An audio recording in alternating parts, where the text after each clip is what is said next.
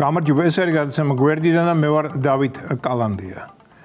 ამასთანავე მქონდა ბედნიერება იმ კატეგორიის პიროვნებასთან მეკონტაქტა, რომელსაც ჩვენ ლატენტურ ნაცს ვუწოდებთ. ზოგჯერ ასეთი კონტაქტი საჭიროა, რომ დარწმუნდე ბრძოლა არაა ჯერ მოგებული და წინ გრძელი და მოლიპული გზა გვაქვს გასავლელი. გზა, რომელმაც ადრე თუ გვიან მოსახლეობის გამთლიანებამდე უნდა მიგვიყვანოს.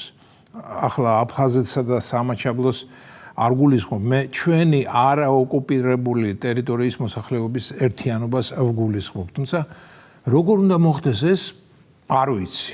ის რაც ჩვენ გარშემო ხდება, უკაცრავად ბანალური შეფასებისთვინ და სრულ სიგიჟეს მაგონებს. მაგალითად, როგორ შეიძლება ის ადამიანი, რომელიც 5 წელი ნაცების ციხეს ხეხავდა მხოლოდ იმ მიზეზით, რომ ნაცებისთვის ქონების გადაფორმება არ უნდა დღეს ნაცების გვერდითაა და როგორ უნდა მოხდეს ასეთ კამელეონთან ჩვენი მშვიდობიანი თანაცხოვრება, ეს ამოუხსნელი განტოლებაა. მსოფლიოში არსებობს 1000 წლეულის 7 მათემატიკური ამოუხსნელი ამოცანა. ერთი პუანკარეს ჰიპოთეზა 2010 წელს რუსეთის მოქალაქე გრიგორი პერელმანმა ამოხსნა, დარჩა 6. და რადგანაც გონია რომ დანარჩენი ამოცანის ამოხსნა უფრო სწრაფად მოხდება, ვიდრე იმის გაგება თუ ნაცებისგან ნაწამები, გაპარტახებული, შეურაცხყოფილი, დაჩაგრული ადამიანი დღეს რატომ უძურება ნაცებს? ამის ახსნას ვინ შეძლებს? ფსიქიატრი, ფსიქოლოგი, სოციოლოგი, სექსოლოგი, აკუბარდია? არ ვიცი. და მოკლედ მეგობრებო, დიდი გზა გვაქვს გასავლელი, სანამ ჩვენი მოსახლეობა ისევ გამთლიანდება, ისევ იქნება ისეთივე ერთიანი, როგორც 1999 წელს იყო, მაგრამ შევძლებთ რომ გამთლიანებას და სანამ ეს არ მოხდება, ჩვენ სულ ვიქნებით საბრძოლო მდგომარეობაში. ცუდია რომ შინაურთან ბრძოლა ყველაზე ხშირად ორივე მხარისთვის წამგებიანია.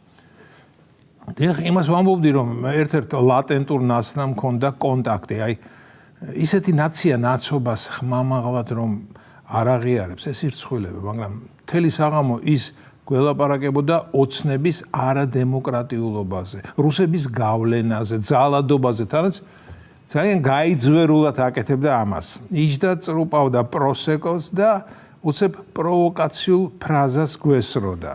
და ჩვენ რომ დავესეოდით ხოლმე, გაიტრუნებოდა, ვითომ ყურადღებით გვისმენდა და ამავე დროს ცალყბად იღიმებოდა. და რომ გვეგონებოდა, მივახვედეთ ის, რომ ოცნება კანიბალიზმს არ ქადაგებს, მერე უცებ იმავე სულისკვეთების მეორე ფრაზას ისროდა და ისევ ავტეხავდით ყაყანს და იგივე მეორდებოდა.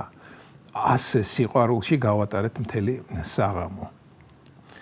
გამოგიტყდებით, საკმაოდ არასასიამოვნო შეგრძნება მეუფლებოდა, თუმცა ჩემი დღევანდელი საქმიანობიდან გამომდინარე, ასეთი ადრენალინი ჩემთვის ზოგჯერ საჭიროა, რომ არ მოვდუნდე. ძალიან გაცვეთილ და მრავალჯერ თქმულ ფრაზებს გვესროდა ის პერსონაჟი, მაგრამ ერთმა გზავნილმა გამაკვირა, ასეთი რამ ჯერ არ მსმენია. თქვა, რომ აი დემონსტრაციის დაშლისას პოლიციამ უცნობი მომწავლელი აირი გამოიყენა, იმ აირის შემადგენლობას დღესაც არ ამხელენ და 1000 კაცია მოწამლული და უმძიმეს მდგომარეობაში მყოფი წევს საავადმყოფოშიო. მეგობრებო, თქვენ ასეთი ნარატივი გაგიგიათ, მე არა.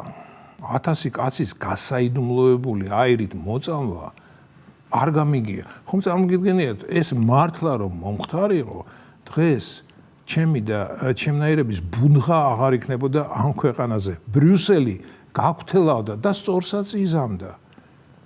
და იმ ქალმა ეს რომ ბრძანა, ყველა გავჩუნდით და ერთი მეორეს გაკვირვებით შევხედეთ. ვიკითხე, ასეთი რამ ვინმეს გაგონილი გაქვთ მეთქი და ყველა თქვა რომ არა. მეუბრუნდი იმ ქალს ვკითხე, მადამ, ეს ინფორმაცია საიდან გაქვთ მეთქი? ჯერ ერთი მადამ კი არა, მადმაზელ მიპასუხა და მეორეც როგორ თუ საიდან ტელევიზორში თქვეს და მე ტელევიზორის ჯერაო. მე ნაცების ტელევიზიას არ ვუყურებ, რადგან ფსიქიკას ვუფრთხილდები. ვიცი რომ მათ ტელეარხებზე მხოლოდ მოდელირებული ნეგატივია.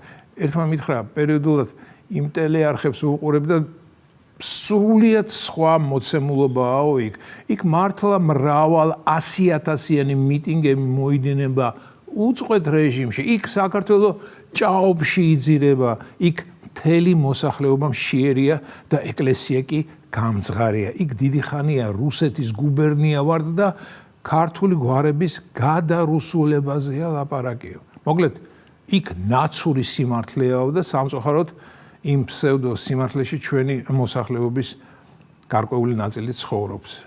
იქ იკეტება ოპოზიციური ტელევიზიები. იქ თურმე 1000 ადამიანია მოწამლული და პოლიცია ისეთ აირს უშვებს, რომლის შემადგენლობას არ ასაჯაროვებს, რათა ანტიდოტი არ იქნას გამოყენებული. ხო და გეკითხებით, მეგობრებო, რამ შეიძლება ისე შეცვალოს სიტუაცია, ჩვენი გაერთიანება რომ მოხდეს, გაერთიანება იმ ადამიანებთან, ვინც ნაცების მოდელირებულ ჯოჯოხეთში კომფორტულად გრძნობს თავს. ეს იყო გადაცემა გვერდიდან და მე ვარ დავით კალანდია.